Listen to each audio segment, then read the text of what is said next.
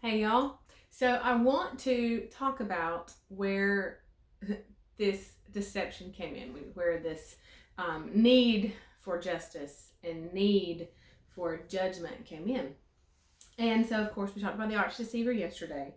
And so you all know the story, but um, Genesis 3:6. So the woman saw that the tree was good, suitable, and pleasant for food, and that it was delightful to look at, and a tree to be desired in order to make one wise. So she took of its fruit and ate, and she gave some also to her husband, and he ate.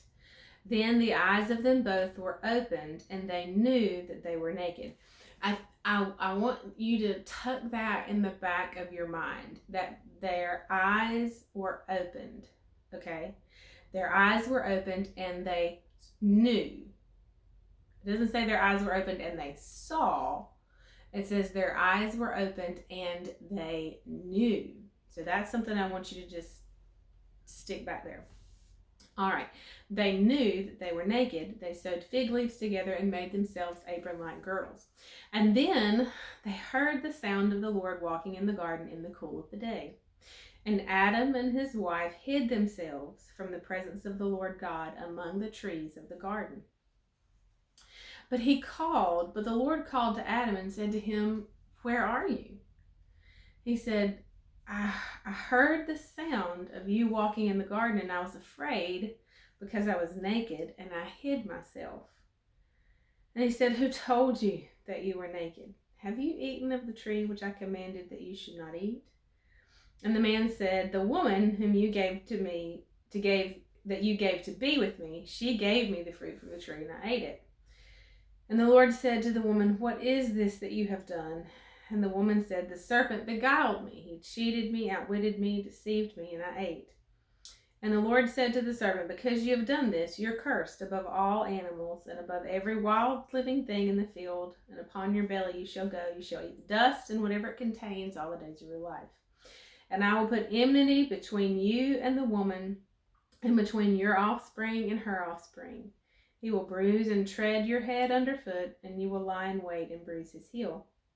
To the woman he said, "I will greatly multiply your grief and your suffering in pregnancy, and the pangs of childbearing. With spasms and distress you will bring forth children. Yet your desire and craving will be for your husband, and he will rule over you."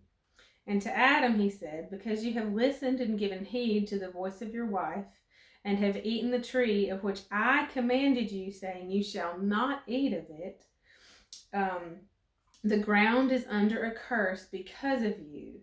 In sorrow and toil shall you eat of its fruits all the days of your life. Thorns also and thistles shall it bring forth for you, and you shall eat the plants of the field. In the sweat of your face shall you eat bread until you return to the ground, for out of it you were taken, for dust you are, and to dust you shall return. It's really, really interesting reading here. And of course, I read from the Amplified Classic Version. But to Adam, he says, "Because you have listened," of course, to the voice of another, he says, "The ground is under a curse because of you. In sorrow and toil shall you eat of it all the days of your life." In sorrow and toil. And when he talks about the suffering and the pain in childbearing, he calls it distress. It's translated distress here. And toiling, thorns and thistles shall it bring forth for you. He says, "In sorrow and toil shall you eat the fruits of it all the days of your life." So these things that God's telling Adam and Eve, but because of your decision, this is what's happening. And I really like that translation because, God gave Adam and Eve this earth, put him in the garden, and he said, "Who told you that you were naked?" See, God's like, "I didn't tell you that. So you got your information from somebody else, right? From another source, another place other than me." And so the ground, the earth itself, because it was placed in Adam and Eve's hands. Because God said, take care of the earth. He said, he blessed them. This is in Genesis 1. God blessed them and said to them, be fruitful, multiply, fill up the earth, and subdue it, using all of its vast resources in the service of God and man. And so at this point in time, Adam and Eve have chosen not to do what the Lord said do, but the arch deceiver convinced them otherwise. And so this is where darkness entered. Shame. They saw that they were naked and they hid. Shame came into play here.